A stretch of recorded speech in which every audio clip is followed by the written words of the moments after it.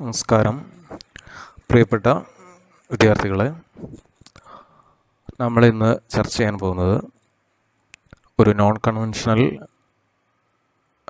Electricity generation മെത്തേഡായിട്ടുള്ള micro hydel power ജനറേഷനെ കുറിച്ചിട്ടാണ്. Classifications of hydel plants or hydro electric plants according to their capacity. അതിൽ ഒന്നാമത്തെ ക്ലാസിഫിക്കേഷനാണ് ലാർജ് ഹൈഡ്രോ. അവയുടെ കപ്പാസിറ്റി 100 മെഗാവാട്ട്സിലും കൂടുതലാണ്. അവ വലിയൊരു ഇലക്ട്രിക്കൽ ഗ്രിഡ് ഫീഡ് ചെയ്യാൻ വേണ്ടി, അതിലേക്ക് സപ്ലൈ കൊടുക്കാൻ വേണ്ടി ഉപയോഗിക്കുന്നു. രണ്ടാമത്തെ ടൈപ്പാണ് മീഡിയം ഹൈഡ്രോ. അവയുടെ കപ്പാസിറ്റി 15 മുതൽ 100 മെഗാവാട്ട്സ് വരെയാണ്. അവ ചെറിയൊരു ഗ്രിഡിലേക്ക് സപ്ലൈ കൊടുക്കാൻ വേണ്ടി ഉപയോഗിക്കുന്നു. Small hydro. അവയുടെ കപ്പാസിറ്റി 1 മുതൽ 15 മെഗാവാട്ട്സ് വരെയാണ്. അത് ഒരു ഗ്രിഡിലേക്ക് സപ്ലൈ കൊടുക്കുന്നതിന് വേണ്ടി നമ്മൾ ഉപയോഗിക്കുന്നു. ഒരു ഗ്രിഡ് പൂർണ്ണമായിട്ടുമല്ല, ഒരു ഗ്രിഡ് ഭാഗികമായി ഇലക്ട്രിഫൈ ചെയ്യാൻ വേണ്ടി നമുക്ക് സ്മോൾ ഹൈഡ്രോസ് ഉപയോഗിക്കാം. ഇനി അടുത്ത ക്ലാസിഫിക്കേഷനാണ് മിനി ഹൈഡ്രോ. മിനി ഹൈഡ്രോയിൽ അവയുടെ കപ്പാസിറ്റി 100 കിലോവാട്ട്സ് മുതൽ 1 മെഗാവാട്ട്സ് വരെയാണ്.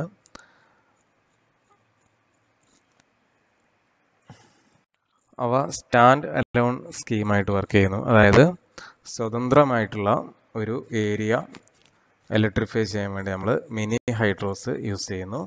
അടുത്ത ക്ലാസിഫിക്കേഷനാണ് മൈക്രോ ഹൈഡ്രോ. മൈക്രോ ഹൈഡ്രോയുടെ കപ്പാസിറ്റി 100 കിലോവാട്ട്സ് വരെയാണ്. അവ ചെറിയൊരു കമ്മ്യൂണിറ്റി അല്ലെങ്കിൽ ഒരു റൂറൽ ഇൻഡസ്ട്രിയിലേക്ക് സപ്ലൈ കണ്ടെത്തുന്നതിന് വേണ്ടി ഉപയോഗിക്കുന്നു. അടുത്ത ക്ലാസിഫിക്കേഷനാണ് പൈക്കോ ഹൈഡ്രോ. അവയുടെ കപ്പാസിറ്റി 5 കിലോവാട്ട്സിൽ താഴെയാണ്. 5 കിലോവാട്ട്സ് എന്ന് പറയുമ്പോൾ ചെറിയ കപ്പാസിറ്റിയാണ്. ചെറിയ ഒരു വീടോ ഒക്കെ ഇലക്ട്രിഫൈ ചെയ്യാൻ വേണ്ടി നമുക്ക് പൈക്കോ ഹൈഡ്രോ യൂസ് ചെയ്യും. ഈ ഒരു ക്ലാസിഫിക്കേഷൻ ഇമ്പോർട്ടൻ്റ് ആണ്, എക്സാമിന് ചോദിക്കുന്നതാണ്. അപ്പോൾ അവയുടെ പേരും കപ്പാസിറ്റിയും അതിൻ്റെ യൂസസും ഒന്ന് ഓർത്തിരിക്കുക. Classification of hydel plants according to hydraulic characteristics. നമ്മൾ ഹൈഡ്രോ ഇലക്ട്രിക് പവർ പ്ലാന്റ് പറഞ്ഞപ്പോൾ നമ്മൾ നോക്കിയതാണ്. പ്രധാനമായിട്ടും 3 തരംതിരിച്ചിട്ടുണ്ട്. ഒന്ന് റൺ ഓഫ് റിവർ പ്ലാന്റ് അല്ലെങ്കിൽ ഡൈവേർഷൻ പ്ലാന്റ് എന്ന് പറയും അതിനെ. 2 plants with significant storage. 3 pumped storage. Run of river plant എന്ന് വെച്ചാൽ ഒരു ഒഴുകിക്കൊണ്ടിരിക്കുന്ന ഒരു സ്ട്രീമിൽ നിന്നോ അല്ലെങ്കിൽ ഒഴുകിക്കൊണ്ടിരിക്കുന്ന ഒരു സ്ട്രീമിൽ നിന്ന് ഡൈവേർട്ട് ചെയ്തിട്ട് ഒരു പെൻസ്റ്റോക്ക് വഴിയോ അല്ലെങ്കിൽ ഒരു കനാൽ വഴിയോ ട്രഞ്ച് വഴിയോ ഒക്കെ വെള്ളം ഡൈവേർട്ട് ചെയ്തിട്ട് ഇലക്ട്രിസിറ്റി ഉൽപ്പാദിപ്പിക്കുന്നതിന് പറയുന്ന പേരാണ് റൺ ഓഫ് റിവർ പ്ലാന്റ് അല്ലെങ്കിൽ diversion plant. 2 plants with significant storage. ഇത് റിസർവയർ ഉള്ള ഹൈഡ്രോ ഇലക്ട്രിക് പവർ പ്ലാന്റ് പറയുന്ന പേരാണ് പ്ലാന്റ്സ് വിത്ത് സിഗ്നിഫിക്കൻറ്റ് സ്റ്റോറേജ്. ഇതിൽ ഡാം കെട്ടിയിട്ടുണ്ടാവും. ഡാമിൽ വെള്ളം ശേഖരിച്ചു വെക്കും. ആ വെള്ളം ഉപയോഗിച്ചിട്ടാണ് നമ്മൾ ഇലക്ട്രിസിറ്റി ഉൽപ്പാദിപ്പിക്കുന്നത്. 3ാമതാണ് പമ്പ്ഡ് സ്റ്റോറേജ്. പമ്പ്ഡ് സ്റ്റോറേജ് പറഞ്ഞാൽ നോൺ പീക്ക് അവേഴ്സിൽ നമ്മൾ ലോ സ്ട്രീമിൽ നിന്ന് ഹൈ സ്ട്രീമിലേക്ക് വെള്ളം പമ്പ് ചെയ്യും. എന്നിട്ട് പീക്ക് അവേഴ്സിൽ നമ്മൾ വൈദ്യുതി ഉൽപ്പാദിപ്പിക്കും. അതിന് പറയുന്ന പേരാണ് pumped storage. Run of river പ്ലാന്റിൻ്റെ ഒരു ഡയഗ്രാമാണ്. ഇതൊരു സ്ട്രീമാണ്. ഇവിടെ ഒരു ഡൈവേർഷന് വേണ്ടി താൽക്കാലികമായിട്ട് ഒരു തടയണ നിർമ്മിച്ചിട്ടുണ്ട്. എന്നിട്ട് ഈ വെള്ളം ഭാഗികമായി ഈ ഡിസിൽറ്റിംഗ് ടാങ്കിലേക്ക് ഡൈവേർട്ട് ചെയ്തിരിക്കുന്നു. അവിടെ നിന്ന് ഹെഡ് റൈസ് വഴി 4 ബൈയിലേക്ക് വെള്ളം എത്തിക്കുന്നു. ഈ 4 ബൈയിൽ നിന്നാണ് നമ്മൾ പെൻസ്റ്റോക്ക് വഴി പവർ ഹൗസിലേക്ക് വെള്ളം എത്തിക്കുന്നത്. ഇവിടെ ഒരു ഹെഡ് ക്രിയേറ്റ് ചെയ്തിട്ടുണ്ടാവും. ഈ ഒരു പൊട്ടൻഷ്യൽ ഹെഡ് ഉള്ള വെള്ളത്തിന് നമ്മൾ പവർ ഹൗസിലേക്ക് എത്തിച്ചിട്ട് പവർ ഹൗസിൽ നിന്ന് വൈദ്യുതി ഉൽപ്പാദിപ്പിച്ച് ആ വെള്ളം ടൈൽ റൈസ് വഴി ആ സ്ട്രീമിലേക്ക് തന്നെ ഒഴിവാക്കുന്ന ഒരു സിസ്റ്റം. ഇതാണ് റൺ ഓഫ് റിവർ പ്ലാനിൻ്റെ ഒരു ഡയഗ്രാം. റൺ ഓഫ് റിവർ പ്ലാന്റിൻ്റെ മറ്റൊരു ഡയഗ്രാമാണ്. ഇതിലൊരു കനാലാണ് ഈ കാണുന്നത്. ഈ കനാലിൽ നിന്ന് നമ്മളൊരു സ്പിൽവേസ് ഉപയോഗിച്ചിട്ട്, സ്പിൽവേ എന്തിനാണ് യൂസ് ചെയ്യണത് നമ്മൾ പഠിച്ചതാണ്. വെള്ളം സർപ്ലസ് വെള്ളം ഉണ്ടാകുമ്പോൾ അതിനെ ഒഴിവാക്കാൻ വേണ്ടിയിട്ടാണ് സ്പിൽവേസ് യൂസ് ചെയ്യുന്നത്. ഈ ഡാം നിറയുമ്പോൾ ഷട്ട് തുറക്കുന്ന അറേഞ്ച്മെൻറ്റിന് പറയുന്ന പേരാണ് സ്പിൽവേസ്. ഈ സ്പിൽവേസ് ക്ലോസ് ചെയ്തിട്ട് ഈ കനാലിലെ വെള്ളത്തിന് നമ്മൾ ഡൈവേർട്ട് ചെയ്യും. ഈ ഡൈവേർഷൻ കനാലിലൂടെ പവർ ഹൗസിലേക്ക് വെള്ളം എത്തിക്കും. പവർ ഹൗസിൽ നിന്ന് നമ്മൾ ടർബൈനിലൂടെ വെള്ളം കടത്തിവിടും. അവിടെ വൈദ്യുതി നിർമ്മിക്കും. എന്നിട്ട് ഈ വെള്ളത്തിനെ ടൈൽ റൈസ് വഴി ആ കനാലിലേക്ക് തന്നെ ഒഴിവാക്കും. ഇവിടെ ഒരു ഡൈവേർഷൻ വെച്ചിട്ടാണ് നമ്മൾ വൈദ്യുതി ഉൽപ്പാദിപ്പിക്കുന്നത്. ഇത് സെയിം ഹെഡാണ്. ഈ മുകളിലുള്ള വെള്ളം താഴെയുള്ള വെള്ളം സെയിം ഹെഡാണ്. പക്ഷേ ഈ വെള്ളത്തിന് പൊട്ടൻഷ്യൽ ഉണ്ടാകും, അതുപോലെ കൈനറ്റിക് എനർജി ഉണ്ടാവും. ആ എനർജിയാണ് നമ്മൾ വൈദ്യുതി ഉൽപ്പാദിപ്പിക്കാൻ വേണ്ടി ഉപയോഗിക്കുന്നത്. Micro hydel power MHP. എന്താണ് MHP? ചെറിയ ഹൈഡ്രോളിക് ഹെഡുള്ള, ചെറിയ ഹൈറ്റ് മാത്രമുള്ള, ചെറിയ ഫ്ലോ റേറ്റുള്ള വെള്ളം ഉപയോഗിച്ച് വൈദ്യുതി ഉൽപ്പാദിപ്പിക്കുന്ന പ്രക്രിയ പറയുന്ന പേരാണ് മൈക്രോ ഹൈഡൽ പവർ ജനറേഷൻ. 5 കിലോവാട്ട്സ് മുതൽ 100 കിലോവാട്ട്സ് വരെ കപ്പാസിറ്റി ആണ് ഇവയ്ക്കുള്ളത്. ചെറിയ കമ്മ്യൂണിറ്റികൾ അതുപോലെ റൂറൽ ഇൻഡസ്ട്രീസിലേക്കൊക്കെ ഇലക്ട്രിസിറ്റി സപ്ലൈ ചെയ്യാൻ വേണ്ടി നമുക്ക് മൈക്രോ ഹൈഡൽ പവർ ഉപയോഗിക്കാം. പ്രധാനമായിട്ടും റിമോട്ട് ഏരിയാസ്, ട്രാൻസ്മിഷൻ ടവറുകളൊക്കെ എത്തിച്ചേരാത്ത ഉൾപ്രദേശങ്ങളിൽ നമ്മൾ ഇലക്ട്രിഫൈ ചെയ്യാൻ വേണ്ടിയിട്ടാണ് ഇതുപോലത്തെ മെത്തേഡുകൾ യൂസ് ചെയ്യുന്നത്. Hydel power plants other than large hydro included in non conventional source of energy. നമ്മൾ എനർജിയുടെ ക്ലാസിഫിക്കേഷൻ എടുത്തപ്പോൾ ഹൈഡ്രോ ഇലക്ട്രിക് പവർ പ്ലാന്റുകൾ കൺവെൻഷണൽ സോഴ്സ് ഓഫ് എനർജിയിലാണ് ഉൾപ്പെടുത്തിയിട്ട് ഉള്ളത്. പക്ഷേ ഈ ചെറിയ കപ്പാസിറ്റിയുള്ള പൈക്കോ ഹൈഡൽ പവർ, അതുപോലെ micro hydel power, small hydel പവറൊക്കെ ഉൾപ്പെടുത്തിയിട്ടുള്ളത് നോൺ കൺവെൻഷണൽ സോഴ്സ് ഓഫ് എനർജിയിലാണ്. ഇത് ഇമ്പോർട്ടൻ്റ് ആണ്, എക്സാമിന് ചോദിക്കാം. With right research skill micro hydro can be excellent method for harnessing renewable energy from small streams. നമുക്ക് മെച്ചപ്പെട്ട സ്കിൽസ് ഒക്കെ ഉപയോഗിച്ചിട്ട് ചെറിയ സ്ട്രീമുകളിൽ നിന്ന് വൈദ്യുതി ഉൽപ്പാദിപ്പിക്കാൻ വേണ്ടി, ലാഭകരമായ രീതിയിൽ വൈദ്യുതി ഉൽപ്പാദിപ്പിക്കാൻ വേണ്ടി നമുക്ക് മൈക്രോ ഹൈഡൽ പവർ പ്ലാന്റുകളെ ഉപയോഗിക്കാം. Advantages of MHP. ഒന്ന്, എഫിഷ്യൻ്റ് എനർജി സോഴ്സ് ആണ്. ചെറിയ ഫ്ലോ റേറ്റ്, അതുപോലെ ചെറിയ ഹെഡ് വെച്ചിട്ട് നമുക്ക് വൈദ്യുതി നിർമ്മിക്കാം. ഫ്ലോ റേറ്റ് പറയുന്നത് 2 gallon per minute ആണ്. ഒരു ഗാലൻ എന്ന് പറഞ്ഞാൽ 3.25 ലിറ്ററാണ്. അപ്പോൾ അത്രയും ചെറിയ ഫ്ലോ റേറ്റ് ഉപയോഗിച്ചിട്ട് നമുക്ക് വൈദ്യുതി നിർമ്മിക്കാം. അതുപോലെ ഹെഡ് 2 feet ഹെഡുള്ള വെള്ളത്തിൽ നിന്ന് നമുക്ക് വൈദ്യുതി ഉൽപ്പാദിപ്പിക്കാം. 2, റിലയബിൾ ഇലക്ട്രിസിറ്റി സോഴ്സ് ആണ്. വെള്ളത്തിൻ്റെ അവൈലബിലിറ്റി ഉണ്ടെങ്കിൽ നമുക്ക് ഏത് സമയവും വൈദ്യുതി നിർമ്മിക്കാം.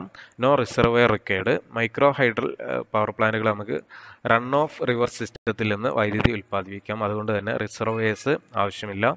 കോസ്റ്റ് എഫക്റ്റീവ് എനർജി സൊല്യൂഷനാണ്. സ്മോൾ സ്കെയിൽ ഹൈഡ്രോ പവർ പ്ലാന്റുകൾ നമുക്ക് നിർമ്മിക്കാൻ അധികം എമൗണ്ട് ആവശ്യം വരുന്നില്ല. അതുകൊണ്ട് തന്നെ കോസ്റ്റ് എഫക്റ്റീവാണ്. മെയിൻ്റനൻസ് കോസ്റ്റ് കുറവാണ് മറ്റ് ടെക്നോളജിയായിട്ട് കമ്പയർ ചെയ്യുമ്പോൾ. ഡെവലപ്പിംഗ് കൺട്രീസിന് വൈദ്യുതി ഉൽപ്പാദിപ്പിക്കാനുള്ള നല്ലൊരു മെത്തേഡാണ് ഈ MHPs.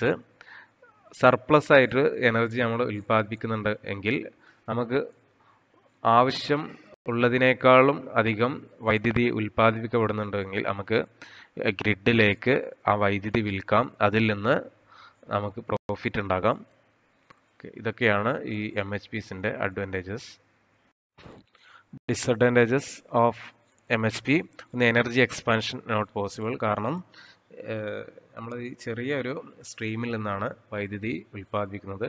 ഇനി ഫ്യൂച്ചറിൽ ഡിമാൻഡ് കൂടിയാലും നമുക്ക് അതിൻ്റെ മാക്സിമം കപ്പാസിറ്റി വൈദ്യുതി ആയിരിക്കും നമ്മൾ ഉൽപ്പാദിപ്പിക്കപ്പെടുന്നത്. എക്സ്പാൻഷൻ അതുകൊണ്ട് തന്നെ പോസിബിൾ അല്ല. 2 low power in the summer months, വേനൽക്കാല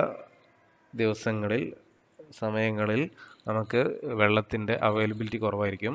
അതുകൊണ്ട് തന്നെ ആ സമയത്ത് വൈദ്യുതി കണ്ടിന്യൂസ് ആയിട്ട് ഉൽപ്പാദിപ്പിക്കുന്നത് ബുദ്ധിമുട്ടാണ്.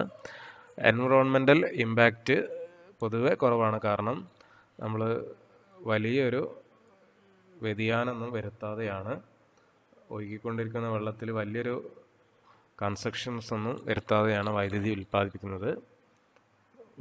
അതുകൊണ്ട് തന്നെ എൻവിറോൺമെൻ്റൽ ഇമ്പാക്റ്റ് കുറവാണ്, എന്നാലും ചെറിയ തോതിൽ ഉണ്ടാവാം. Components of micro hydel electric system. താഴെ പറയുന്ന കമ്പോണൻസ് ആണ് ഒരു MHP പ്ലാന്റിൽ ഉണ്ടാവുക. ഒന്ന് intake, power line, turbine, control, dump load, battery bank, metering, main DC disconnect, inverter, AC breaker, panel. ഓരോന്ന് നമുക്ക് നോക്കാം. ഇൻടേക്ക് എന്ന് വെച്ചാൽ ആ റിസർവോയറിൽ നിന്ന് അല്ലെങ്കിൽ ആ റൺ ഓഫ് റിവർ സിസ്റ്റത്തിൽ നിന്ന് നമ്മൾ ടർബൈൻ സിസ്റ്റത്തിലേക്ക് വെള്ളം കൊണ്ടുപോകണം. അപ്പം അതിന് വേണ്ടി നമ്മൾ വെള്ളം എടുക്കുന്ന ആ ഭാഗത്തിന് പറയുന്ന പേരാണ് ഇൻടേക്ക്. അതിനി ലാർജ് ഹൈഡ്രോ പവർ പ്ലാന്റിലാണെങ്കിലും മൈക്രോ ഹൈഡൽ പവർ പ്ലാന്റിൽ ആണെങ്കിലൊക്കെ ഇൻടേക്ക് സെയിം ആണ്. നമുക്ക് അതിൽ ഒന്ന് അതിൻ്റെ ഡെബ്രിസുകൾ ഒഴിവാക്കണം. ഈ ഈ ഒലിച്ചു വരുന്ന സാധനങ്ങൾ, മരക്കഷ്ണങ്ങൾ, അതൊക്കെ ഒഴിവാക്കണം. അതിനു വേണ്ടി ഒരു നെറ്റ് പോലെ ഒരു സ്ക്രീൻ ചെയ്തിട്ടുള്ളൊരു ബോക്സ് നമ്മൾ വെള്ളത്തിൽ വെക്കും. അവിടെ നിന്നായിരിക്കും നമ്മുടെ പെൻ സ്റ്റോക്ക് അല്ലെങ്കിൽ ആ ഡൈവേർഷൻ സ്റ്റാർട്ട് ചെയ്യുന്നത്. 2 പൈപ്പ് ലൈൻ അല്ലെങ്കിൽ പെൻ സ്റ്റോക്ക് എന്ന് പറയാം. ഈ ഒരു ഇൻടേക്കിൽ നിന്ന് നമുക്ക് ടർബൈനിലേക്ക് വെള്ളം എത്തിക്കാൻ നമുക്ക് പൈപ്പ് ലൈന് ഉപയോഗിക്കാം, അല്ലെങ്കിൽ പെൻ സ്റ്റോക്ക് ഉപയോഗിക്കാം. ഇവയുടെ സൈസ് 1 ഇഞ്ച് മുതൽ 1 ഫൂട്ട് മുതൽ ആവാം. നമുക്ക് ഫ്രിക്ഷൻ ലോസസ് ഒക്കെ കുറക്കാൻ വേണ്ടി ഈ ബെൻഡുകളും അതുപോലെ എൽബോകളൊക്കെ ഒഴിവാക്കാം. ഇനി ടർബൈന് യൂസ് ചെയ്യുന്നത് ഈ പൊട്ടൻഷ്യൽ എനർജിയെ മെക്കാനിക്കൽ എനർജി ആയിട്ട് കൺവേർട്ട് ചെയ്യാൻ വേണ്ടിയിട്ടാണ്. അവൈലബിൾ ഹെഡ് അനുസരിച്ച് നമുക്ക് ടർബൈന് സെലക്ട് ചെയ്യാം. ഇതാണ് ഒരു മൈക്രോ ഹൈഡൽ പവർ പ്ലാന്റിൻ്റെ ഇൻടേക്ക്. ഈ ഒരു റൺ ഓഫ് പ്ലാന്റിൽ നിന്ന് നമ്മളൊരു സ്ക്രീൻഡ് ബോക്സ് വെച്ചിട്ട് ഈ പൈപ്പ് ലൈൻ വഴിയാണ് വെള്ളം ടർബൈനിലേക്ക് എത്തിക്കുന്നത്. ഇതൊരു പ്ലാന്റിലെ ടർബൈനും ജനറേറ്ററും അടങ്ങുന്ന ഒരു സിസ്റ്റമാണ്. ഈ ഒരു പെൻ സ്റ്റോക്കിലൂടെ നമ്മൾ വെള്ളം ടർബൈനിലേക്ക് എത്തിക്കുന്നു. അപ്പോൾ ടർബൈനിൽ മെക്കാനിക്കൽ എനർജി പ്രൊഡ്യൂസ് ചെയ്യുന്നു. വെർട്ടിക്കലായിട്ടൊരു ജനറേറ്റർ വെച്ചിട്ടുണ്ട്, അതിൽ ഇലക്ട്രിക്കൽ പവർ പ്രൊഡ്യൂസ് ചെയ്യും. അത് നമുക്ക് ഉപയോഗിക്കാൻ വേണ്ടി സാധിക്കും. മറ്റുള്ള കമ്പോണൻസ്, ഒരു MHP സിസ്റ്റത്തിൽ ബാറ്ററി ബാങ്ക്സ് ഉണ്ടാവും, ചാർജ് കൺട്രോളേഴ്സ് ഉണ്ടാവും, അതുപോലെ ഡംപ് ലോഡ് ഉണ്ടാവും. എന്തൊക്കെയാണ് അവയുടെ ആവശ്യകത? നമ്മൾ ഒരു MHP സിസ്റ്റം വൈദ്യുതി ഉൽപ്പാദിപ്പിച്ചുകൊണ്ടിരിക്കുകയാണ്. അത് ലോഡുകൾ ഒരു ചെറിയ കമ്മ്യൂണിറ്റിയിലെ വീടുകളും അവിടുത്തെ ഇൻഡസ്ട്രീസുമൊക്കെ ആവാം, അവയിലേക്ക് വൈദ്യുതി നൽകിക്കൊണ്ടിരിക്കുകയാണ്. അപ്പോൾ നമുക്ക് ചില സമയങ്ങളിൽ, പകൽ സമയങ്ങളിലൊന്നും അധികം വൈദ്യുതി ആവശ്യം ഉണ്ടാവില്ല. ആ സമയത്ത് നമ്മൾ ബാറ്ററി ബാങ്കിലേക്ക് നമ്മൾ സപ്ലൈ കൊടുക്കും.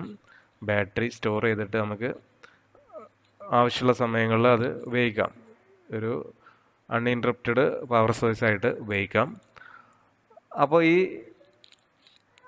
ചാർജ് ബാറ്ററി സ്വീകരിച്ചിട്ട് അതിൻ്റെ ചാർജ് ഫുള്ളാവുമ്പോൾ നമുക്കതിനെ കട്ട് ചെയ്യണം, അല്ലെങ്കിൽ ബാറ്ററി ഡാമേജ് ആവും. അതിന് വേണ്ടിയിട്ടാണ് നമ്മൾ ചാർജ് കൺട്രോളർ യൂസ് ചെയ്യുന്നത്. ഈ ബാറ്ററി ബാങ്ക് ഫുൾ ചാർജ് ആയാൽ ഈ ചാർജ് കൺട്രോളർ ആ എക്സസ് ആയിട്ടുള്ള എനർജിയെ ഒരു ഡംപ് ലോഡിലേക്ക് കണക്ട് ചെയ്യും. ഈ ഡംപ് ലോഡ് എന്ന് വെച്ചാൽ ഈ എക്സസ് എനർജി, സർപ്ലസ് എനർജിയെ യൂസ് ചെയ്യാൻ വേണ്ടിയിട്ട് ഉപയോഗിക്കുന്ന ലോഡിനെ പറയുന്ന പേരാണ് ഡംപ് ലോഡ്.